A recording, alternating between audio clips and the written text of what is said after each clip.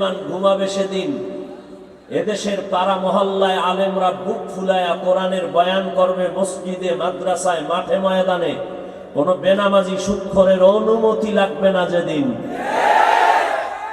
মুসলমান নাকে তেল লাগায় ঘুমাবে সেদিন এদেশের মাদ্রাসা মসজিদের কমিটির মধ্যে একটা বেনামাজি থাকবে না যেদিন। শিয়ালের হাতে মুরগি দিছে কে? হারা দিছে। হ্যাঁ, তাই ইসলাম চাই। ভোটের আগের রাত্রে টাকা খাইয়া কেবলা ঘুরাইয়া দেয়। অতএব অন্যকে গালি দিবেন না, নিজের কপালে জুতা দিয়ে বাড়ি দিবেন যে কপাল আমারটা খারাপ। বাংলাদেশে মাওলানা আলেম চেয়ারম্যান আসেনি, জানেন না? খবর নেন। সারা দেশের চেয়ারম্যান এক জায়গায় বসান, আর আলেম চেয়ারম্যান রানিং এখনো যারা আছে এক জায়গায় খবর নেন তার এলাকা। আলেম ওই নোয়াখালী আছে খালেদ সাইফুল্লাহ সাহেব, বুড়া মানুষ, চেয়ারম্যান, উপজেলা চেয়ারম্যান নির্বাচনে ফার্স্ট হলো। সাইকেল চালাইয়া মানুষের সরকারি বরাদ্দ চাউলগুলো বস্তা নিয়ে মাইপা মাইপা মানুষের বাড়ি দিয়ে। এদেশে উলামায়ে কেরাম যদি মানুষের দায়িত্ব নেয়, অন্তত কিছু হোক আর না হোক চুরি ডাকাতি দুর্নীতি হবে না।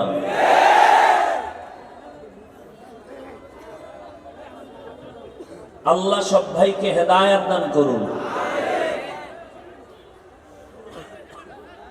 ইয়া আইয়ুহাল্লাযীনা আমানুস্তাঈনু বিস-সাবরি ওয়াস-সালাহ ইন্নাল্লাহা মা'আস-সাবিরিন। আল্লাহ বলেন, হে মুমিন, তোমরা সাহায্য প্রার্থনা করো সবর ও সালাতের মাধ্যমে, নিশ্চিত আমি আল্লাহ সাবিরিন যারা এদের সাথেই থাকব। রহমতের নবী বলেন, মাইয়ুরিদিল্লাহু বিহি খাইরান ইউসিব মিন। আল্লাহ যার মঙ্গল চান, ভালো চান, আল্লাহ তাকে মুসিবত দিয়া পরীক্ষা নেন।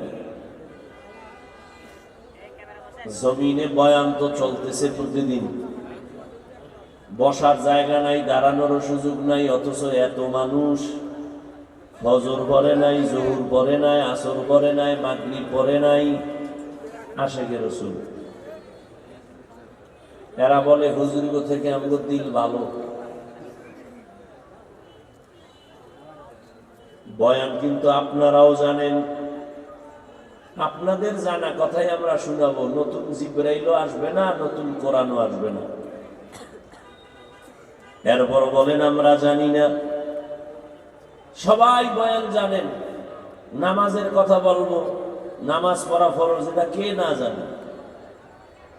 রমজানে রোজা রাখা ফরজ, কে না জানে? গালি দেওয়া হারাম, মিথ্যা বলা হারাম, মানুষ হত্যা হারাম, মা বাবার সাথে বেয়াদবি হারাম, জুলুম করা হারাম, চুরি ডাকাতি হারাম, নাচ গান দেখা হারাম, গানের আওয়াজ কানে নেওয়া হারাম, গীবত করা হারাম। জানেন না? জানেন না? কেন বলেন জানি না? জানার পরেও যদি কোন জানি না, ফিডা হবে ডবল। না জানার কারণে শাস্তি ডবল, যাই না অন্যায় করার পরে শাস্তি সিঙ্গেল। বলবেন না জাইনার করার কারণে ডবল কেন? জানলি না কেন এক ফিডা, করলি কেন অন্যায় ডবল ফিডা। জানানোর জন্য লক্ষ লক্ষ নবী পাঠাইছি, জানলি না কেন? লক্ষ লক্ষ সাহাবা, জানলি না কেন? লক্ষ কোটি আলেম বয়ান করে করে জানাইছে, জানলি না কেন এক ফিডা। অন্যায় করলি কেন আর এক ফিডা। এত বয়ানের পরেও কেন আমলের খাতা শূন্য? এর একমাত্র কারণ, আমার যে এক আদালত আছে, দাঁড়াইয়া হিসাব দিতে হবে, না হয় আমার আগুনে জ্বলতে হবে, এই চিন্তা নাই।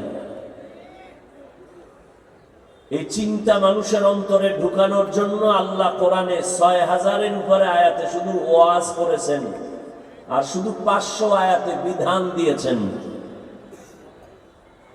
কোরআনের ৫০০ আয়াতে বিধান, যে বিধান মানুষের জীবনে হালাল হারামকে নির্ণয় করে দেয়, এটা হালাল ওটা হারাম, এটা জায়েজ এটা না জায়েজ, এটা বৈধ ওটা অবৈধ। এরকম বিধান 500। আর এই বিধানগুলো মানানোর জন্য একমাত্র পথ ওয়াজ শোনাও। এই 500 বিধান মানার জন্য আল্লাহ ওয়াজ করেছেন 6000-এর উপরে আয়াতে। তাও এক সাবজেক্টের উপরে আল্লাহ ওয়াজ করেন নাই, 3 সাবজেক্টে কোরআন শরীফে 6000 আয়াতে বয়ান করেছেন, ওয়াজ করেছেন আল্লাহ। প্রথম সাবজেক্ট হলো আল্লাহর কুদরতের বিবরণ দিয়া ওয়াজ।